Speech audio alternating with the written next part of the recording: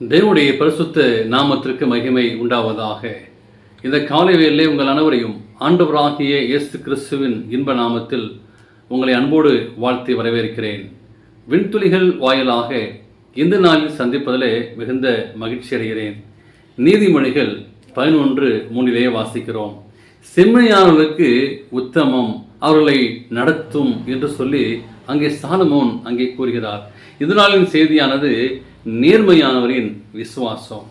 1852 ஆண்டில் மெக்சிகோவில் ஜேக்சன் என்ற நகரில் ஊழியம் செய்த ஜோசப் பேட்ஸ் என்றக்கூடிய ஒரு உன்னதமான ஒரு ஊழியக்காரை குறித்து நாம் படிக்கிறோம். அவர் அங்கிருந்து இண்டியானா சென்று இரு விசுவாசிகளை சந்திக்க திட்டமிட்டார் அவருடைய ஊழியத்தின் பாதையிலே. எனவே அங்கு செல்வதற்காக ரயில் நிலையத்திற்கு வந்தார். ஆனால் அந்த மெக்சிகோவில் அந்த பேட்டில் கிரீக்கிலே என்ற நகரத்துக்கு செல்லுமாறு ஆவியானவர் அவரோடு வலியுறுத்தினார். எனவே அந்த பேட்டில் கிரீக் என்ற நகரத்திற்கு செல்லுமாறு ஆவியானவர் பேசினார். அந்த பேட்டில் கிரீக்கு செல்லும் ரயிலே ஏறினார். அந்த ஜாக்சனிலிருந்து 50 கிலோமீட்டரில் அந்த பேட்டில் கிரீக் இருக்கிறது. அடுத்த நாள் காலையிலே அந்த பேட்டில் கிரீக் சென்றடைந்தார். இங்கு யாரை சந்திக்க வேண்டும் என்று சொல்லி அவருக்கு தெரியாது என்று யோசித்தவாறே ரயில் நிலையத்திற்கு அங்கே வெளியே வந்தார். 60 வயதான அங்கே ஜோசப் பேட்ஸ் அந்நகரில் அவருக்கு யாரையுமே தெரியாது. அப்படிப்பட்ட ஒரு சூழ்நிலையில் அவர் பிரயாணப்படுகிறார். இங்கு நான் யாரை சந்திக்க போகிறேன், தேவன் என்ன விரும்புகிறார் என்று சொல்லி ஆவியானவர் ஏன் என்னை இங்கு அழைத்து வந்தார், இப்பொழுது யாரை செய்வது அப்படின்னு சொல்லி அவர் யோசித்து கொண்டிருக்கிறார். யோசிக்க ஆரம்பிக்கிறார். அப்பொழுது அங்கிருந்த போஸ்ட் ஆஃபீஸ், அங்கிருந்த ஒரு அஞ்சலகம் அவருடைய கண்ணில் காணப்பட்டது. உடனே உடனடைந்தார் அந்த பேட்ஸ். அந்த பேட்டில் கிரீக்கிலே இருக்கக்கூடிய அந்த சின்ன நகரம் என்பாலும் அந்த அஞ்சல் நகர தலைவருக்கு அங்குள்ள எல்லாரையும் கண்டிப்பாக அவர் தெரிந்து வைத்துக் கொண்டிருந்தார்.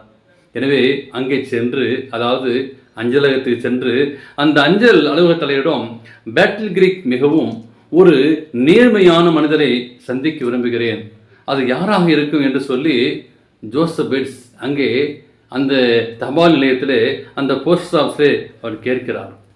உடனே அங்கிருந்தவர்கள் சொல்கிறார்கள், நீங்கள் டேவிட் ஹீட் என்பவரை சந்தியுங்கள். பல ஊர்களுக்கு செல்லும் ஒரு விற்பனையாளராக அவர் பணிபுரிகிறார். மிகவும் நேர்மையானவர். வேன் புரன் என்னும் தெருவிலே வசிக்கிறார் என்று சொல்லி அவர் கூறினார். அந்த அஞ்சலக அலுவலக தலைவர், இன்று காலையில் தான் இங்கே வந்தேன், இந்த இடமும் எனக்கு புதியது, ஆனால் எனக்கு ஒன்றுமே புரியாது என்று சொல்லி அந்த வேரன்புன் தெருவிற்கு எந்த வழியாக செல்ல வேண்டும் என்று சொல்லி அவர் கேட்கிறார். கேட்டுடனே அங்கு செல்வதற்காக வழியை அஞ்சல் அலுவலக தலைவர் அங்கள் சிறிது நேரத்திலே டேவிட் ஹீட்டுடைய வீட்டை அடைந்தார். பேட்ஸ், அந்த நகரத்திலே நீங்கள் தான் நேர்மையான மனிதர் சொல்லி கேள்விப்பட்டேன், அப்படியானால் நான் உங்களுக்கு முக்கியமான சத்தியத்தை கூற வேண்டும் என்றார். ஜோசப் பேட்ஸ், உள்ளே வாருங்கள், சாப்பிடலா என்று கேட்டார். டேவிட், இல்லை, ரயிலில் இறங்கி வந்ததும் உங்களை சந்திக்க ஆவலில் வருகிறேன் என்றார் பேட்ஸ். சாப்பிட்டு முடிந்ததும் அங்கிருந்த தீர்க்கதரிசன அட்டவணைகளை தன் வேதாந்தத்தை எடுத்தார் ஜோசப் பேட்ஸ். இயேசு கிறிஸ்துவின் வருகை 7ஆம் நாளாக ஓய்வு நாளை பற்றி அங்கே விலக்கி கூறினார். மற்றும் ஜோசப் பேட்ஸ் கூறிய காரியங்களை அனைத்து சத்தியத்தையும் உணர்ந்தார். அங்கே டேவிட் ஹீட் ஒரு பெரிய குடும்பத்தினருக்கு அங்கே ஓய்வு நாளை கை கொண்டவர்கள் அட்வென்டிஸ்ட் சபைக்கு ஒரு பெரிய தூணாக விளங்கினார். எனவே நீங்கள் நாளும் வாழக்கூடிய வாழ்க்கையிலே ஒரு நேர்மையான ஒரு மனிதனாக வாழ வேண்டும். ஒரு நேர்மையான ஒரு விசுவாசத்தை நீங்கள் இருக்க வேண்டும்.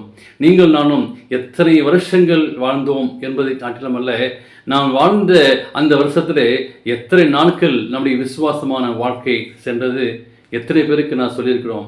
நம்முடைய வாழ்க்கை ஒரு விசுவாசமான ஒரு வாழ்க்கையாக, ஒரு நேர்மையான குடும்பமாக, நேர்மையாக மனிதனாக, நேர்மையான ஒரு ஊழியக்காரராக, நேர்மையாக ஒரு விசுவாசியாக நம்ம வாழ்வோம். அப்படியேப்பட்ட வாழ்க்கை வாழும்போது பரலோக தேவன் உங்களை அற்புதமாய் ஆசீர்வதிப்பாராக. ஆமேன்.